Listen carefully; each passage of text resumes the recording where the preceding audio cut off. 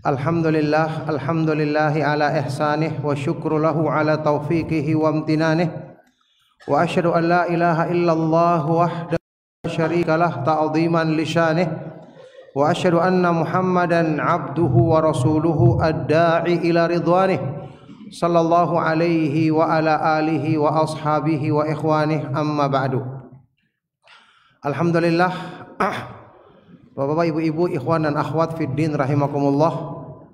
Alhamdulillah, segala puji bagi Allah Subhanahu wa taala atas semua limpahan nikmat dan karunia-Nya. Alhamdulillah, dengan taufik dan kemudahan dari Allah Subhanahu wa taala kita dimudahkan kembali untuk bertemu dan berkumpul di masjid yang mulia ini, Masjid Al-Hikmah, untuk mengadakan majelis ta'lim, majelis ilmu yang merupakan taman-taman surga sebagai tempat untuk kita mempelajari agama Allah Subhanahu wa taala agar kita bisa memahami keimanan dan melaksanakan ibadah dengan benar yang semoga itu menjadi bekal kita ketika menghadap Allah Subhanahu wa taala pada hari kiamat nanti.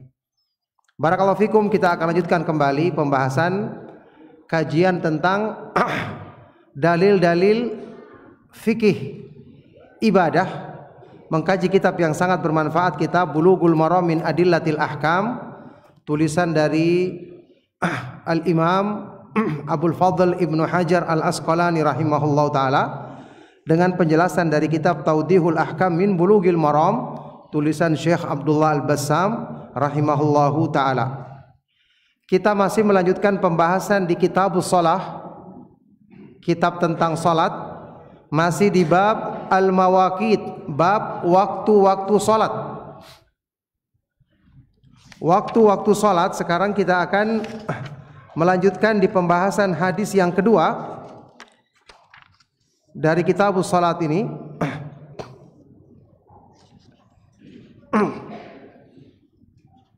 Taib, Imam Ibnu Hajar rahimahullah ta'ala berkata, wa an Abi Barzah al-Aslami radhiyallahu anhu qala,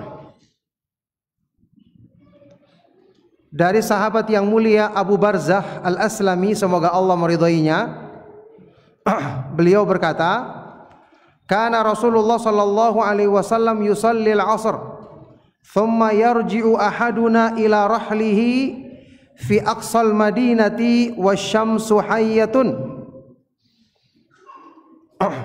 wa kana yastahibbu an yuakhkhira minal isya'i wa kana yakrahu an-nauma qablaha wal haditha ba'daha wa kana yanfatilu min salatil ghadati hina ya'rifu ar-rajulu jalisahu wa kana yaqra'u bis-sittina ilal mi'ati muttafaqun alaih. Wa indahuma min hadithi Jabirin radhiyallahu ta'ala anhu wal isya'u ahyanan yuqaddimuha wa ahyanan yuakhiruha idza ra'ahum ijtama'u ajjal wa idza ra'ahum abta'u akhar was subhu kana an-nabiy sallallahu alaihi wasallam yusalliha bi ghalas. Wa li Muslimin min hadithi Abi Musa radhiyallahu ta'ala anhu fa aqama al-fajr hina inshaqqa al-fajr wan nasu la yakadu ya'rifu ba'dhum ba'dha. Taib, ini hadis yang kedua yang dibawakan tentang masalah waktu salat. Hadis yang dibawakan pertama hadis riwayat sahabat yang mulia Abu Barzah al-Aslami radhiyallahu taala anhu. Beliau berkata bahwa Rasulullah sallallahu alaihi wasallam melaksanakan salat asar. Setelah selesai asar, salah seorang dari kami pulang ke rumahnya di ujung Madinah, di rumah yang paling jauh di kota Madinah. Sementara ketika itu matahari masih bersinar terang. Matahari masih bersinar terang. Ini menunjukkan Nabi SAW menyegerakan salat asar. Wa kana yastahibbu, dan Nabi SAW menyukai untuk mengakhirkan salat isya. Ya, ini salat yang dianjurkan untuk diakhirkan, salat isya. Dan Nabi SAW tidak menyukai orang yang tidur sebelum salat isya atau bercakap-cakap setelahnya. yakni setelah salat Isya harusnya segera tidur supaya nanti bisa bangun salat malam dan salat subuh tidak terlambat. Maka dimakruhkan untuk banyak berbincang-bincang setelah salat Isya kecuali kalau ada kebutuhan. Dan bahwa Nabi SAW ketika selesai melaksanakan salat subuh, ketika di waktu seseorang sudah mengenali teman di sampingnya, karena ketika itu mereka salat tidak pakai lampu, ya. Dan bahwa Nabi SAW di waktu salat subuh membaca as-sittin, membaca sekitar 60 ayat sampai 100 ayat.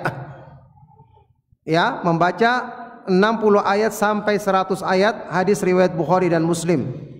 Kemudian dari riwayat Jabir bin Abdullah radhiyallahu taala anhu juga dalam Sahih Bukhari dan Muslim, beliau berkata, Jabir radhiyallahu taala anhu berkata, untuk salat Isya kadang-kadang Nabi SAW menyegerakannya, kadang-kadang mengakhirkannya. Jika beliau melihat jamaah sudah berkumpul, maka beliau menyegerakannya. Tapi jika beliau melihat mereka terlambat berkumpul, maka beliau mengakhirkannya, dan tentu lebih utama diakhirkan. Adapun salat subuh, Nabi SAW melaksanakannya ketika ada golas. Golas ini sisa dari gelapnya malam yang sudah mulai bercampur dengan awal terang. Itu golas namanya. Ya, ini kita belum kenal orang kalau mati lampu, maksudnya kalau tanpa lampu kita belum kenal orang. Itu permulaan salat subuh. Tapi setelah selesai salat subuh, dikatakan tadi orang telah mengenal siapa yang ada di sampingnya, karena panjang yang beliau baca ketika salat subuh. Kemudian dalam hadis riwayat Muslim dari sahabat Abu Musa al-Asy'ari radhiyallahu taala anhu, ya, beliau berkata, Nabi SAW melaksanakan salat subuh, salat fajar ketika fajar telah terbit. Fajar shadiq, ya, fajar telah terbit, dan ketika itu orang tidak, ya, hampir-hampir tidak mengenal satu sama lain. Jadi ini yang pertegas. Ketika Nabi SAW awal salat, karena mereka tidak pakai lampu, belum saling mengenal. Tapi ketika selesai sholat, baru mereka mengenal siapa yang ada di sampingnya. Ini hadis yang agung yang menggambarkan kepada kita tentang bagaimana Nabi SAW melaksanakan sholat.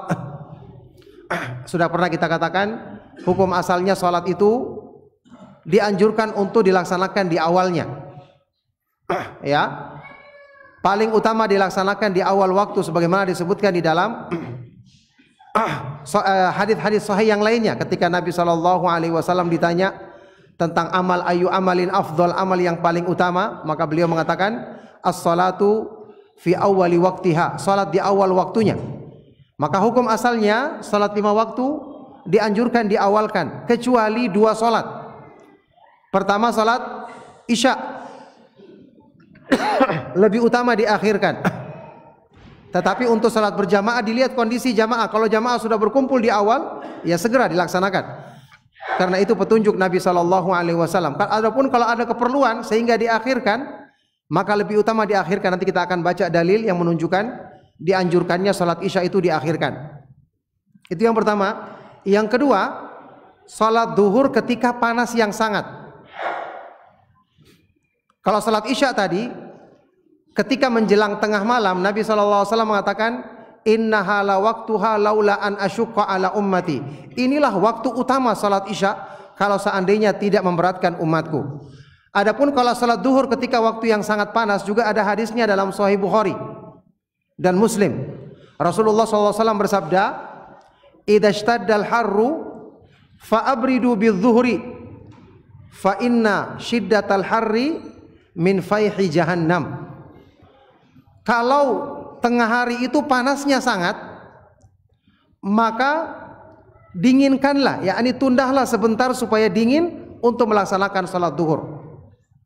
Karena panas yang sangat itu adalah dari hembusan panas neraka jahanam. Ya, ini jelas penisbatan kepada neraka jahanam kan menunjukkan keburukan, iya kan? Penisbatan yang buruk. Maka dianjurkan untuk ditunda sebentar sampai agak dingin baru laksanakan salat duhur.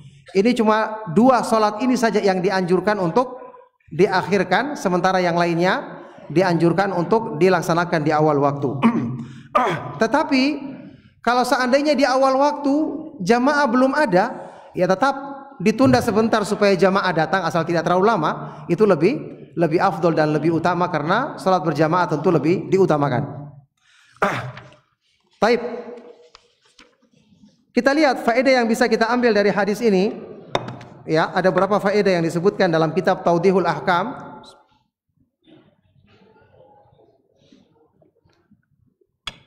Yang pertama, istihbabu ta'jili salatil asr fi awwali waktiha. Dianjurkan menyegerakan salat asar di awal waktunya.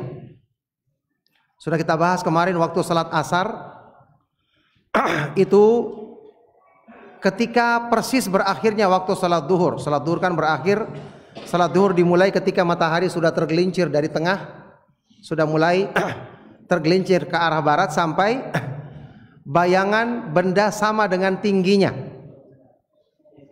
Berarti kalau sudah mulai bayangan itu lebih tinggi dibandingkan bendanya, masuklah waktu salat asar. Nah, dianjurkan segera ketika sudah masuk untuk melaksanakan salat asar di awal waktunya, sampai dikatakan di sini para sahabat radhiyallahu taala anhum ajmain melaksanakan salat berjamaah asar bersama Nabi sallallahu alaihi wasallam.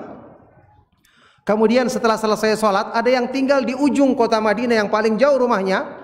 Dia sampai di rumahnya dalam keadaan matahari masih terang, masih tinggi. Ya, masih putih cahayanya. Belum ada tanda-tanda kekuningan sama sekali, menunjukkan Nabi SAW melaksanakan di awal waktunya. Ya, tentu saja yang disebutkan di dalam hadis-hadis yang sahih, memang bacaan salat asar tidak begitu panjang, tidak sepanjang bacaan salat duhur kalau disebutkan di dalam beberapa hadis yang sahih. Yang penting Nabi SAW melaksanakan di awal waktunya. Taib, yang kedua, faedah yang kedua, anjuran untuk mengakhirkan salat isya. Istihbabu ta'khiri salatil isya. Anjuran mengakhirkan salat isya hatta yadhhaba amatul lail, sampai malam ya sudah lewat. Artinya sudah agak lama waktu malam berlalu. Ya, itu dianjurkan. Tetapi untuk salat berjamaah, penundaan salat isya itu tetap dikaitkan dengan berkumpul atau tidaknya jamaah di masjid. Kalau mereka berkumpul dengan segera, Nabi SAW menyegerakan. Ya, maka di sini kalau seandainya ada satu kebutuhan sehingga ditunda, maka itu justru lebih utama. Ya, misalnya bagi perempuan yang tidak wajib salat berjamaah di masjid, lebih utama dia akhirkan. Kalau dia tidak khawatir nanti keburu ketiduran misalnya, maka lebih utama dia akhirkan. Nah, taib. Yang ketiga, taqdimu salatil isya'i fi awwali waqtiha idza ra'a ashabahu qad ijtama'u lis-salati. Mendahulukan salat isya di awal waktu ketika melihat jamaah sudah berkumpul untuk melaksanakan salat. Jadi di sini mempertimbangkan rahah, mempertimbangkan hal yang memudahkan bagi kaum muslimin.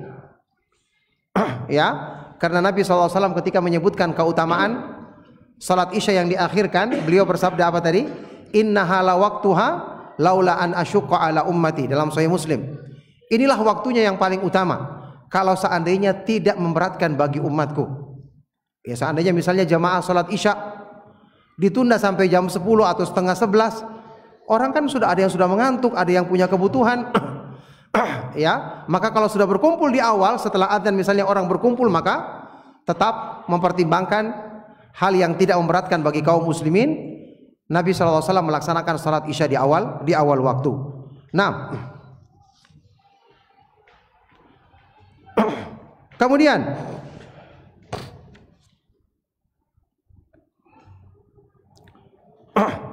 ada juga hadis ini memberikan faedah karahatun naumi qablaha, dimakruhkannya tidur sebelum salat isya supaya tidak dikhawatirkan nanti dia akan luput melaksanakannya. Ya kecuali tentu kalau ada udzur, orang sakit atau orang yang punya halangan, dia ingin istirahat, kita katakan istirahat tapi pasang misalnya jam waker, misalnya alarm, atau pesankan kepada anggota keluarganya untuk membangunkannya, misalnya dia tidur di awal setelah sholat maghrib dia tidur, dibangunkan jam 9 ya supaya dia melaksanakan sholat isya, boleh kalau ada hajat seperti ini. Kalau tidak ada hajat, hukum asalnya makruh melaksanakan tidur sebelum sholat isya.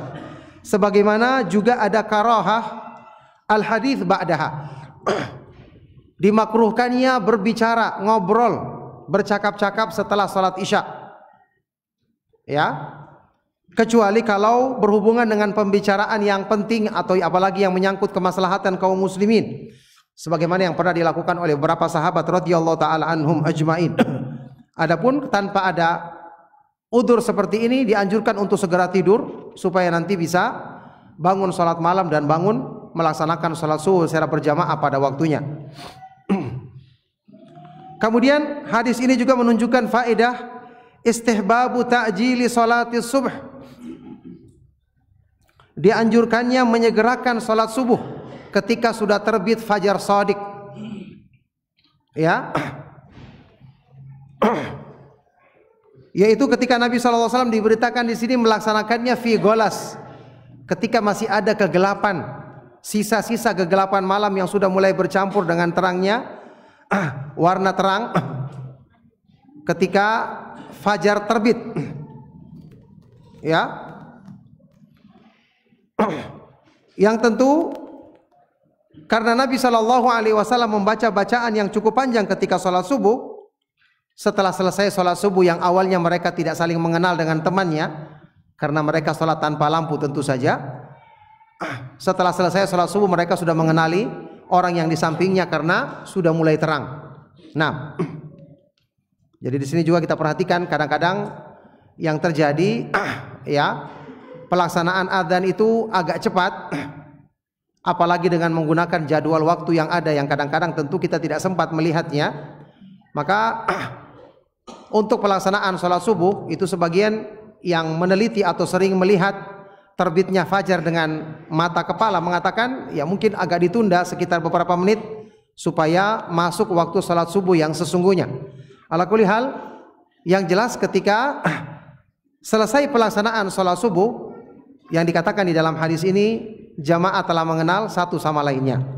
Taib. Kemudian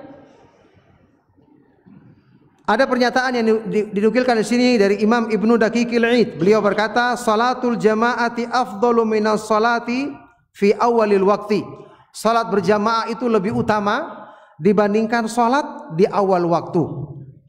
Dua-duanya utama, tapi kalau bertentangan maka didahulukan salat berjamaah. Makanya tadi ketika pelaksanaan salat berjamaah tidak mengapa diberi waktu untuk salat sunnah, diberi waktu berapa menit, ya. Untuk orang berwudu, mungkin ada yang perlu mandi. Saya ingat kalau di Masjidil Haram, Masjid Nabawi itu waktunya agak panjang malah. Kalau salat subuh itu sampai sekitar 20 sampai 25 menit jarak antara adzan dan iqamah. Kalau salat-salat yang lain tentu lebih pendek lagi, ada yang 15 menit, ada yang 20 menit. Yang paling pendek itu jaraknya antara maghrib, salat maghrib antara adzan dan iqamah. Itu paling pendek jaraknya, tapi tetap juga ada jaraknya. Artinya karena mempertimbangkan supaya jamaahnya berkumpul lebih banyak, itu lebih utama dibandingkan mempercepat untuk melaksanakannya di awal waktu. Oleh karena itu memang sebaiknya ada jeda antara adzan dan iqamah di setiap pelaksanaan salat 5 waktu untuk memberi kesempatan orang yang berwudu, kemudian orang yang ingin melaksanakan salat sunnah tahiyatul masjid atau salat sunnah qabliyah. Nah, baik. Kemudian istihbabu tatwilil qiraati fi salati subhi. Anjuran memperpanjang bacaan di salat subuh. Yani salat yang paling panjang, paling sering dibaca ayat yang panjang oleh Nabi SAW adalah salat subuh. Para ulama itu mengumpulkan seperti yang saya pernah jelaskan, sekitar panjangnya bacaan di setiap waktu salat. Ya, kalau di waktu salat subuh disebutkan ayat-ayat sekitar 60 sampai 100 ayat. Ya, karena salat subuh disebutkan keutamaannya di dalam surat Al-Isra ayat ke-78. Wa Qur'anal fajr inna Qur'anal fajri kana mashhuda. Dan bacaan di waktu fajar, salat subuh, sesungguhnya bacaan Al-Quran di waktu fajar itu dipersaksikan oleh Allah Subhanahu wa ta'ala, oleh para malaikat. Jadi bacaan beliau sekitar 60 sampai 100 ayat. Bayangkan saja, surat Al-Mulk 30 ayat, berarti 2 kalinya surat Al-Mulk. Itu bacaan Nabi SAW, bahkan lebih daripada itu. Nah, jadi kalau salat subuh sekitar ini bacaannya. Ya, sudah pernah kita sebutkan, para ulama memperkirakannya bacaannya sekitar mulai dari surat An-Naba atau surat An-Nazi'at terus ke atas sampai sekitar surat Qaf atau surat Al-Hujurat. Itu bacaan Nabi SAW untuk salat subuh. Kemudian untuk waktu salat zuhur, ya, bacaannya juga agak panjang, lebih panjang daripada salat asar. Ya, ini kurang lebih sekitar sama dengan salat isya. Salat isya itu bacaannya disebutkan dalam hadis yang sahih sekitar sabbihisma rabbikal a'la, hal ataka hadithul ghasyiyah, atau wasyamsi waduhaha. Salat zuhur seperti itu atau lebih panjang sedikit. Kemudian salat asar kurang daripada itu. Salat maghrib ada pendapat yang mengatakannya dia seringnya bacaannya qisarul mufassal, ya, surat-surat yang pendek mulai dari Ad-Duha sampai surat An-Nas. Ada juga yang mengatakan kadang-kadang juga Nabi SAW memperpanjangnya. Kurang lebih seperti itu. Ini bacaan yang paling dekat dengan contoh yang disebutkan di dalam hadis-hadis yang sahih tentang bacaan Nabi SAW. Dan inilah praktek yang paling sempurna untuk salat yang ringkas. Karena salat yang ringkas itu bukan sesuai dengan keinginan kita, tapi sesuai dengan contoh yang dipraktekkan dalam sunnah Rasulullah SAW. Nah, yang jelas untuk salat subuh yang paling panjang bacaannya. Kemudian di hadis ini juga istihbabu muraati halil ma'mumin, dianjurkan untuk memperhatikan kondisi para makmum. Seandainya habis dikumandangkan azan, ternyata orang sudah berkumpul cepat, ya tidak mengapa kita segera untuk mengumandangkan iqamat. Mungkin kita beri kesempatan dulu untuk yang melaksanakan sholat qabliyah. Setelah itu kita langsung kumandangkan iqamat karena orang sudah berkumpul. Tapi kalau mereka agak lama berkumpul, ditunda sebentar sampai mereka berkumpul, sebagaimana ini yang dilakukan oleh Nabi SAW. Kemudian hadis ini juga menunjukkan kesederhanaan masjid di zaman Nabi SAW. Tidak ada lampu, kemudian bangunan yang sederhana, tapi cahaya yang menyinari masjid tersebut adalah cahaya iman, cahaya salat dan cahaya ibadah. Dengan kondisi masjid seperti itu, mereka tetap semangat melaksanakan salat berjamaah, ya, selalu berjamaah bersama Nabi SAW. Di dalam Al-Quran di surat At-Taubah ayat ke-18, Allah Subhanahu wa ta'ala berfirman, innama ya'muru masajidallahi man amana billahi wal yaumil akhiri wa aqamas salata wa ataz zakata walam yakhsha illallah. Hanyalah yang memakmurkan masjid-masjid Allah adalah orang yang beriman kepada Allah dan hari akhir, mendirikan salat dan selalu menunaikan zakat, membayar zakat, dan mereka tidak takut kecuali hanya kepada Allah Subhanahu wa ta'ala semata-mata. Jadi ini petunjuk Nabi SAW dalam melaksanakan salat berjamaah beserta anjuran-anjuran yang disebutkan di dalamnya. Yang ini tentu sebaik-baik yang kita praktekkan dalam pelaksanaan salat kita, agar lebih dekat dengan salat yang dicontohkan oleh sebaik-baik hamba yang menunaikan salat, yaitu Nabi Muhammad SAW dan para sahabat radhiyallahu taala anhum ajmain. Taib. Kemudian hadis yang berikutnya dibawakan di sini, wa an Rafi ibnu Khadij radhiyallahu taala anhu. Hadis yang diriwayatkan oleh sahabat Rafi ibnu Khadij, semoga Allah meridhoinya. Beliau berkata, kunna nusallil maghriba ma'a Rasulillah sallallahu alaihi wasallam fayansarifu ahaduna wa innahu la yubsiru mawaqi'a nablih. Muttafaqun alaih. Beliau berkata, kami melaksanakan salat maghrib bersama Nabi sallallahu alaihi wasallam, yakni berjamaah di belakang beliau. Dan ketika salah seorang dari kami pulang selesai melaksanakan salat maghrib, sungguh dia masih bisa melihat tempat jatuhnya anak panahnya. Ketika dia memanah, dia bisa melihat tempat jatuhnya anak panahnya di mana. Berarti masih terang.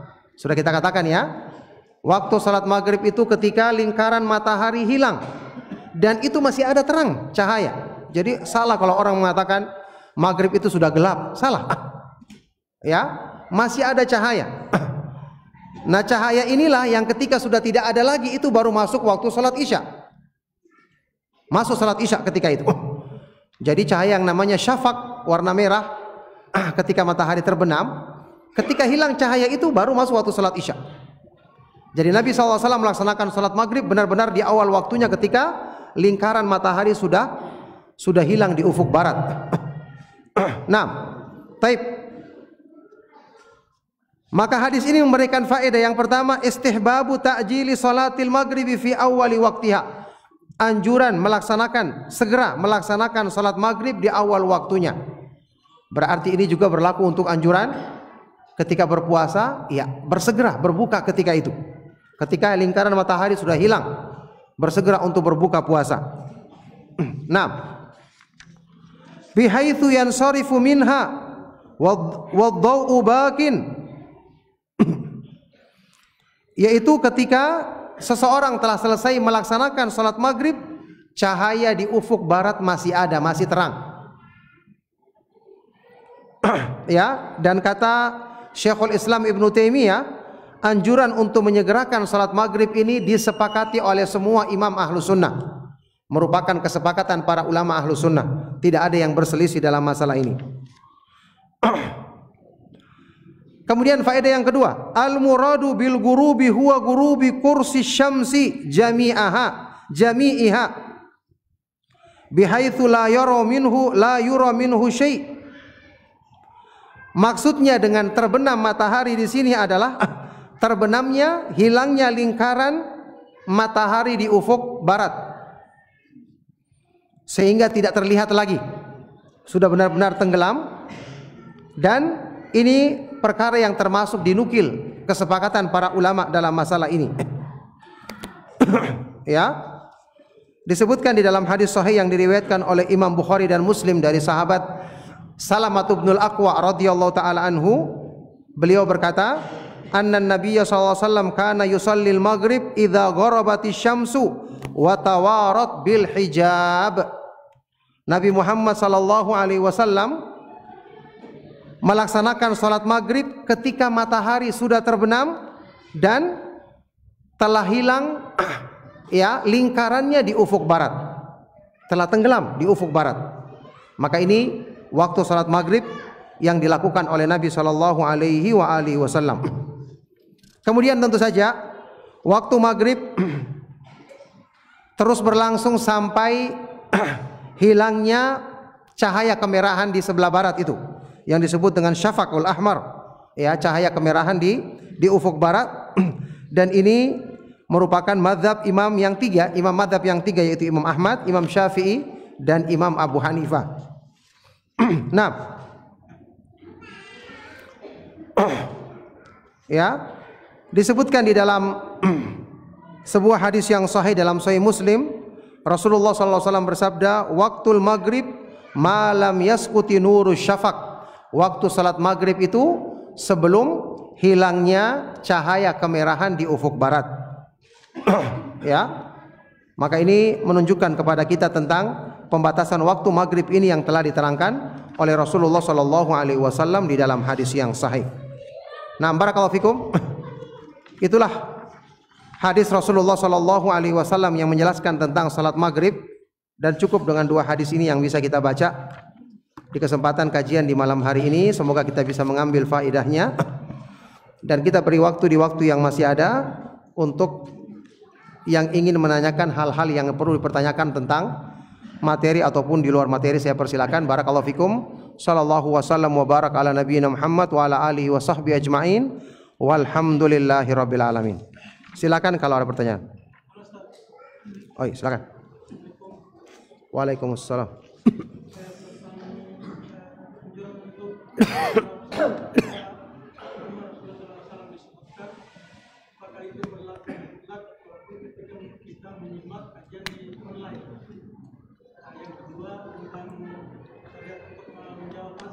Iya.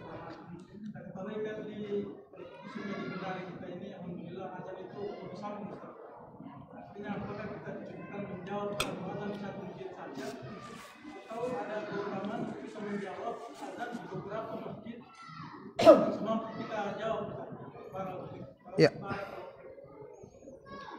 Baik, barakallahu fiik.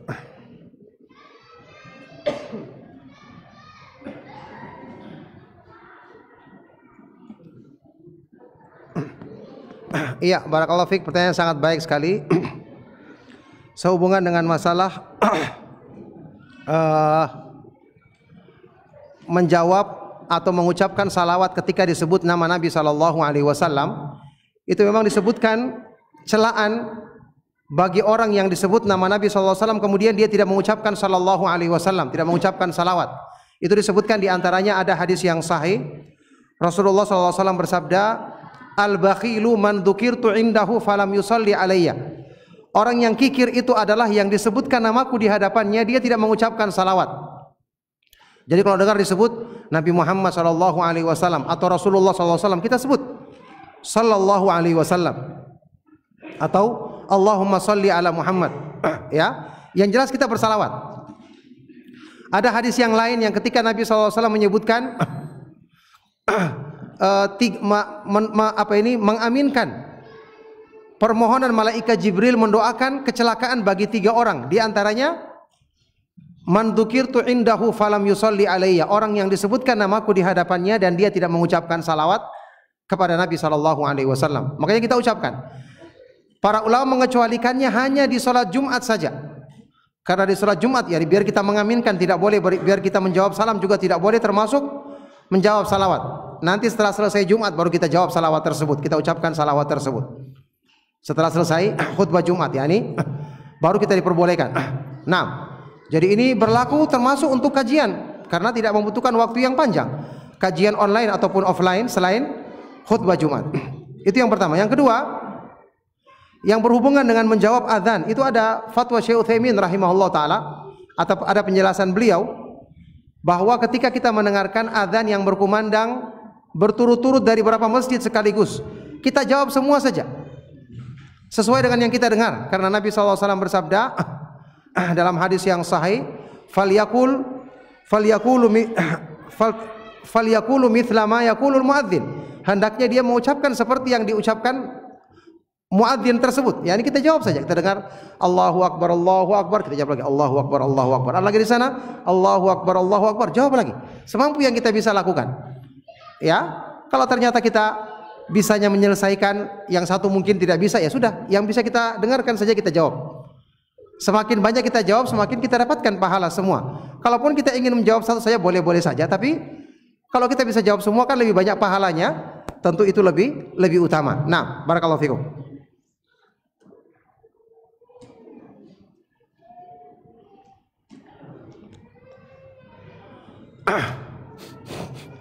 Baik, tadi sahabat yang meriwayatkannya adalah sahabat Abu Barzah Al-Aslami yang nama aslinya adalah Nadlah ibnu Ubaid Al-Aslami radhiyallahu taala anhu. Kalau Abu Musa sudah pernah sering kita sebutkan ya, Abdullah ibnu Qais, Abu Musa Al-Asy'ari namanya Abdullah ibnu Qais radhiyallahu taala anhu. Ada pertanyaan, saya pernah mendengar bahwa durasi waktu sujud, ruku dan i'tidal Nabi sallallahu alaihi wasallam pada saat beliau salat malam durasinya hampir sama. Jika demikian, apakah pada saat i'tidal kita bisa mengulangi doa Rabbana walakal hamdu berulang-ulang untuk mengimbangi durasi waktu sujud dan ruku? Iya, memang caranya begitu. Kita diperbolehkan mengulang-ulanginya lebih daripada 3 kali, sesuai dengan panjangnya bacaan yang kita baca waktu berdiri. Jadi kalau misalnya orang baca seperti salat subuh, bacaannya panjang-panjang, otomatis nanti rukunya akan panjang juga, karena Sahabat yang menyaksikan salatnya Nabi sallallahu alaihi wasallam seperti sahabat Al-Bara ibnu Azib radhiyallahu taala anhu mengatakan, "Ra'aitu ramaktu salatan Nabi sallallahu alaihi wasallam fara'aitu qiyamahu wa sujudahu qiyamahu wa julusahu wa ruku'ahu wa sujudahu qariban minas sawa." Aku memperhatikan, aku mengamati salat Rasulullah sallallahu alaihi wasallam, maka aku melihat ketika beliau berdiri, duduk, ketika ruku dan sujud panjangnya hampir sama. Maka diulang-ulang supaya menyeimbangi hampir sama dengan waktu rukun-rukun yang lain. Taib. Masih ada yang lain? Silakan. Ya. Waalaikumsalam. Itu bacaan surat di waktu subuh 100 ayat itu untuk satu rakaat atau dua rakaat? Ya, yang disebutkan di dalam hadis-hadis yang sahih itu 60 sampai 100 ayat satu rakaat. Di rakaat pertama, misalnya seperti kita baca surat Al-Mulk atau lebih panjang lagi di satu rakaat. Ya, kalau misalnya bacaannya kepanjangan lebih daripada itu bisa kita jadikan setengah rakaat pertama, setengah rakaat yang kedua. Nah,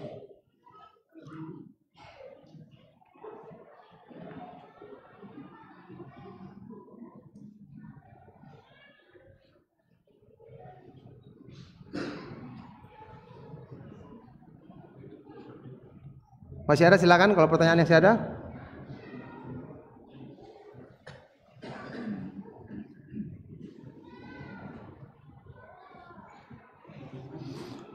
Izin bertanya, terkadang shaf di depan belum penuh, mungkin masih bisa muat satu orang, tapi jamaah sudah membuat shaf kedua, itu bagaimana hukumnya? Ya, yang mengetahui berusaha untuk memenuhi shaf tersebut. Jangan biarkan ada yang kosong, karena menyambung shaf itu ada keutamaannya. Dalam hadis yang sahih yang dinyatakan sahih oleh Syekh Al-Albani rahimahullah taala, Rasulullah sallallahu alaihi wasallam bersabda, "Man wasala shaffan wasalahu Allah, wa man qata'ahu qata'ahu Allah." Barang siapa yang menyambung shaf, maka Allah akan menyambungnya, yakni menyambungnya dengan rahmatnya. Barang siapa yang memutuskan shaf, maka Allah akan memutuskannya. Jadi keutamaan kita menyambung shaf, kita lihat ada yang kosong, kita maju untuk mengisi shaf tersebut. Nah, barakallahu fiik.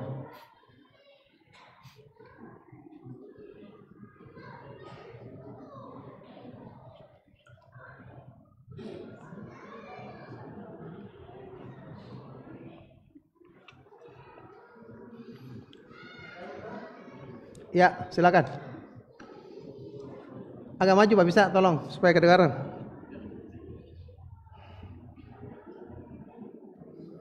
Ya. Terkait salat berjamaah, mungkin di antara salat itu banyak salat berjamaah tentunya kita mengikuti sebenarnya kepada imam, tapi kita juga sering kalau makmum itu harus ada baca Fatihah yang dibaca oleh makmum juga imam setelah membaca Fatihah. Apakah itu betul? Karena saya masih belum dapat penjelasan yang jelas. Kemudian bagaimana ketika imam masuk itu ketinggalan, begitu langsung ruku? Terima kasih. Iya, barakallahu fikum. Untuk salat berjamaah, ya, setelah kita ketahui membaca Al-Fatihah itu dalam salat hukumnya termasuk rukun. Ya, kewajiban bahkan rukun. Sekarang kalau orang yang salat berjamaah atau imam, jelas dia wajib baca Al-Fatihah. Orang salat sendirian, ya, dia wajib baca Al-Fatihah. Yang diperselisihkan ulama itu adalah makmum ketika salat yang dikeraskan bacaan suaranya. Karena kalau salat yang dipelankan dia juga harus baca Al-Fatihah, tentu saja wajib. Ya, karena Rasulullah SAW bersabda, la salata liman lam yaqra' fiha bi Fatihatil kitab. Tidak ada salat bagi orang yang tidak membaca surat Al-Fatihah dalam salatnya. Diperselisihkan, menurut jumhur ulama, mayoritas ulama mengatakan tetap bagi makmum berusaha membaca Al-Fatihah. Ya, bisa dia baca bersama-sama imam, menurut sebagian pendapat dia juga bisa baca setelah itu. Ada sebagian ulama yang mengatakan kalau dia mendengarkan bacaan imam, maka bacaan imam cukup menjadi bacaan baginya. Mereka berdalil dengan sebuah hadis yang dinyatakan sahih oleh Syekh Al-Albani rahimahullah taala. Rasulullah SAW bersabda, man kana lahu imamun fa qiraatul imami lahu qiraah. Barang siapa yang salat di belakang imam, maka bacaan imam adalah juga bacaan bagi dirinya. Ini pendapat yang mengatakan kalau dia dengarkan bacaan imam itu sudah cukup menjadi bacaan baginya. Yang jelas ya, ini menunjukkan kepada kita tentang bacaan Al-Fatihah sangat penting. Oleh karena itu ketika seorang melaksanakan salat ya, berjamaah bersama dengan mengikuti imam dalam salat yang dikeraskan suaranya, maka ketika imam membaca Al-Fatihah maka dia dengarkan baik-baik. Kalau seandainya dia ingin membaca mengikuti imam setelah itu mengikut pendapat jumhur, maka ini pendapat yang kuat secara dalil juga. Nah, taib. Bagaimana kalau seorang itu terlambat datang salatnya? Ada hadis-hadis sahih yang menyebutkan bahwasanya orang yang mendapatkan ruku bersama imam dengan sempurna dia telah mendapatkan 1 rakaat. Itu hadis yang disebutkan derajatnya sahih, ada dalam kitab Silsilatul Ahadits Shahihah, dan bahkan beberapa sahabat Nabi SAW mempraktekannya ketika mereka mendapatkan ruku secara sempurna. Ingat, sempurna itu artinya kita tumakninah, bukan kita datang imam langsung bangkit, karena ini tidak sempurna namanya. Tapi sama-sama dengan imam tumakninah, maka waktu kita dapatkan dengan sempurna berarti kita dapatkan rakaat itu. Adapun kekurangan bacaan itu secara umum ditanggung oleh imam. Rasulullah SAW bersabda, al-imamu dhaminun wal muadzinu mu'taman. Imam itu adalah penanggung jawab kekurangan salatnya makmum, dan muadzin itu adalah orang yang dipercaya dalam mengumandangkan azan ketika waktu salat sudah masuk. Ala kulli hal, imam menjadi penanggung jawab, dan ada hadis yang sahih yang menyebutkan orang yang mendapatkan ruku berarti dia mendapatkan rakaat secara sempurna. Nah, sudah waktu ya? Sudah? Taib. Kalau sudah waktu salat kita cukupkan sampai di sini. Mohon maaf atas segala yang salah dan kurang. Kita akhiri. Sallallahu wasallam wa barak ala nabiyyina Muhammad wa ala alihi wa sahbihi wa man tabi'ahum bi ihsanin ila yaumiddin. Walhamdulillahi rabbil alamin. Subhanakallahumma wa bihamdika asyhadu an la ilaha illa anta astaghfiruka wa atubu ilaik. Wassalamualaikum warahmatullahi wabarakatuh.